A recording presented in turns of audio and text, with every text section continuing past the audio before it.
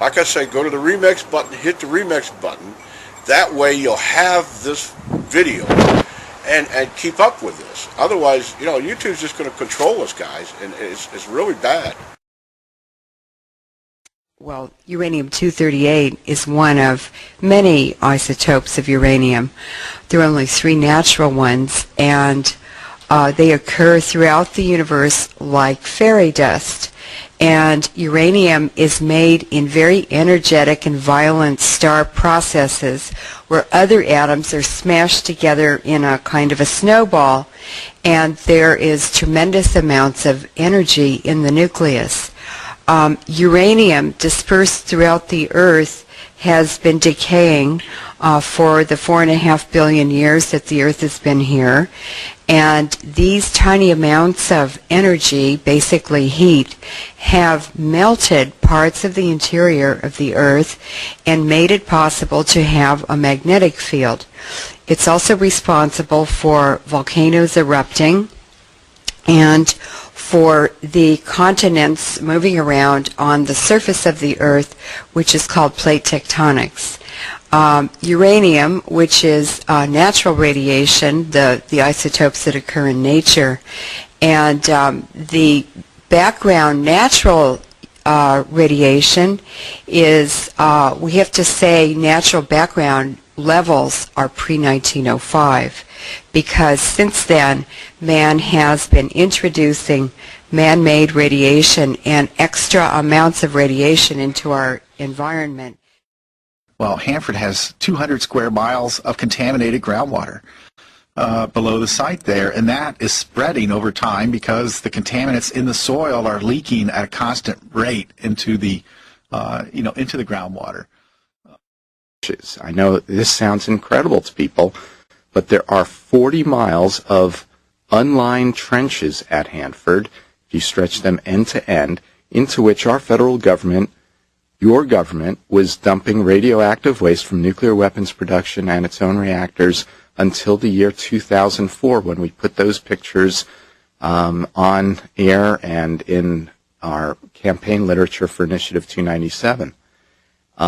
It's been against the law for decades for a municipal government to dump in municipal garbage in unlined landfills, but our federal government thinks it's okay for radioactive waste, even though it seeps right out of those trenches, and that stuff is all moving through the soil to the Columbia River.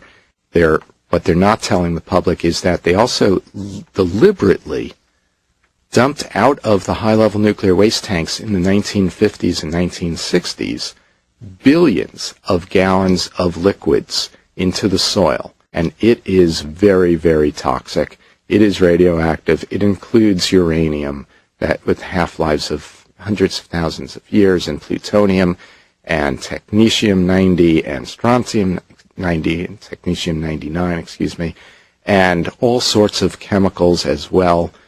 And it's a witch's brew of deadly wastes, and it's all moving towards our lifeblood, the Columbia River.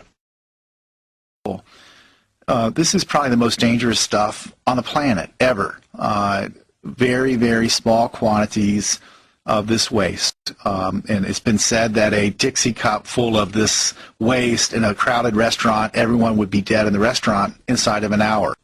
Even the amount that would fit on the leg of a fruit fly is considered a problem dose, and that's happened at Hanford. Fruit flies have landed on contaminated materials and then flown off to go to the lunchroom and deposit contamination on food and on tables and whatnot, and they've had to evacuate a 20-acre area at the Hanford site because of hot fruit flies and wasps. So this waste in these tanks is very dangerous in small quantities. And it has another feature, which is it's dangerous for very, very long periods of time. Bush administration obviously has a war or two to pay for. They're cheaping out on protecting public health and safety at the Hanford site. At this point, intend to empty 1 tank per year. But do the math. 170 tanks left to go to empty out. Over 100 years to empty out the tanks at Hanford. I mean, no way will those tanks last that long. I mean, one small earthquake out there could spell disaster for this region. I think you said Hanford was getting for cleanup $2 billion a year. Yes. And I think that's what we spend per day on the war in Iraq. Yeah, that's about right. Yeah, we like to say that they spend that by breakfast in Iraq. Though it's unlikely anyone will ever set off a nuclear device on top of the school, that's what they prepared for today. Together with the Seattle Police Department, the State Patrol, and the Health Department, the National Guard got ready to deal with a weapon of mass destruction. It's a simulated exercise that we had an explosion on the top of the community college with a radiation component to it. So our team is called in to assist in identifying the radiation source, the isotopes.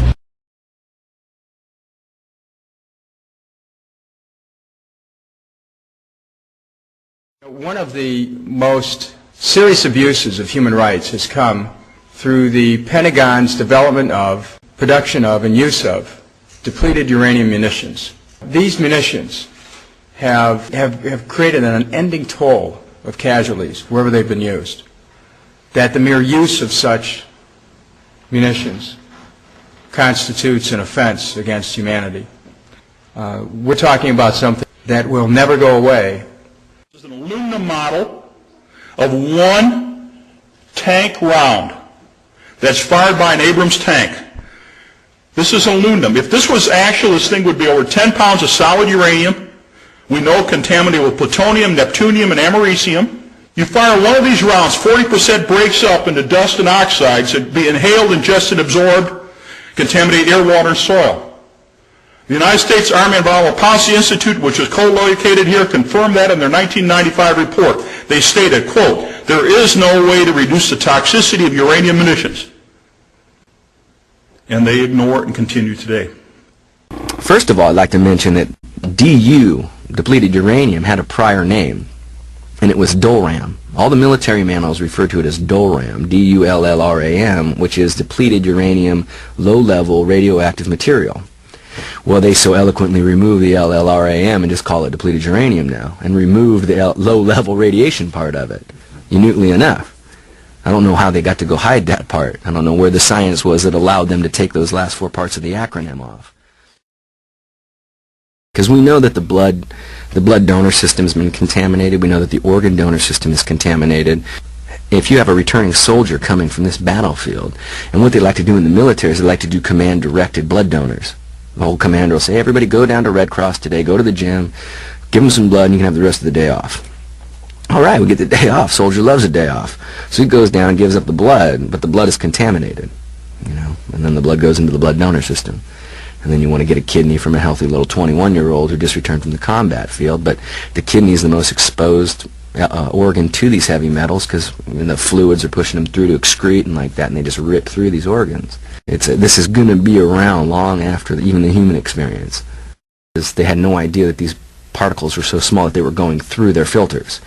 They were breathing them and they were ingesting them, and these soldiers have alpha-emitting particles lodged in their lungs and all over their body, and the qualitative result or the end result is that they've had children that were born with deformities, incredible deformities.